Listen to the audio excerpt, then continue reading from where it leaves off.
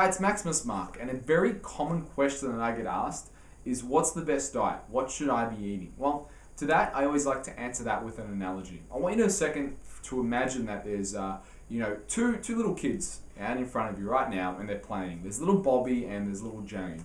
Now, little Bobby has a Thomas the Tank Engine jigsaw puzzle, and little Jane has a Barbie jigsaw puzzle. And they're playing away, and then Bobby needs to go to the toilet, so he goes off to the toilet, and then Jane reaches over, grabs some of Tommy's pieces of the jigsaw puzzle and starts putting it into hers. Now, Jane's only 4 years old and Bobby's 8 years old, so Bobby, being very analytical and logical male, he wants to make sure all the pieces fit, and she's 4, she's happy doing what she's doing, she's not really too concerned, but she just starts playing with her jigsaw puzzle. Then Bobby comes back and he's looking at this jigsaw puzzle, and Jane's mixed up the pieces, and Bobby's really trying to complete this jigsaw puzzle, and he's putting the pieces in, and he wants the pieces to fit, but you know what? The pieces will never fit because he's playing with the wrong jigsaw puzzle. Now, that analogy is true for a lot of people and the way they look at their nutrition. Quite often people hear sound bites of, don't have carbs after 4 o'clock, that you must have glucose and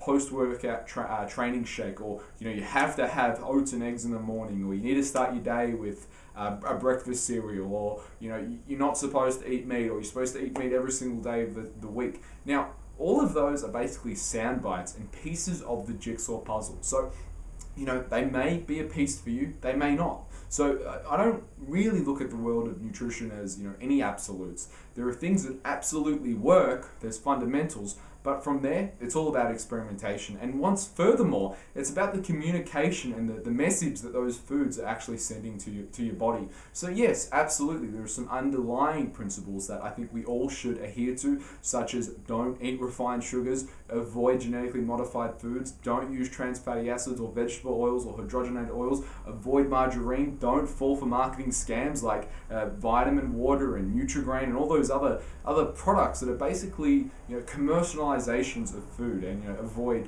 commercial milk definitely as well. So there are some principles there that are underlying and are going to be in everyone's diet. But the two real models of nutrition are basically this is what I've found to be true, that no one really, if we look at culture, was really a vegetarian. Okay, most people do struggle on a vegetarian diet. I mean, that's just it. Some people swear by it, but you know what, if you don't eat meat because of spiritual reasons or because you don't like what they do to animals, I can absolutely appreciate that. I'm not going to argue with you about that, but that's an ideology. Okay, that's not physiological. That's not a physiological means. Okay, it's not science. So I can absolutely appreciate that, but at the same time, people who come and see me are after results. So I've never gotten anyone results on a vegetarian diet, and I'll say that much. I don't like to take on vegetarian clients. I don't think I've actually taken on any actually, there's been one, but I didn't talk to him about his food because he just came to see me to train. But I digress.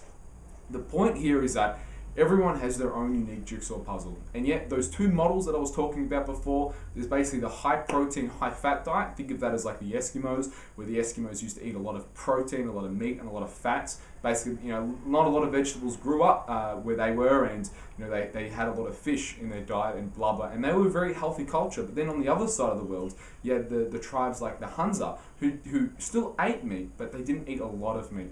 They mainly had milk. They were what you would call a lacto-vegan model, where they had dairy in their diet. They ate some meat, not a lot of meat, but they did have the dairy to compensate. So, you want to get that communication happening with your body. You can read infinite amount of textbooks, but at the end of the day, it's going to be doing and using the principles of good nutrition to take that step forward. And again, the principles of good nutrition are eat things that are hunted, fished, gathered, and plucked. If it doesn't fall on that list, it's probably not the best food to eat.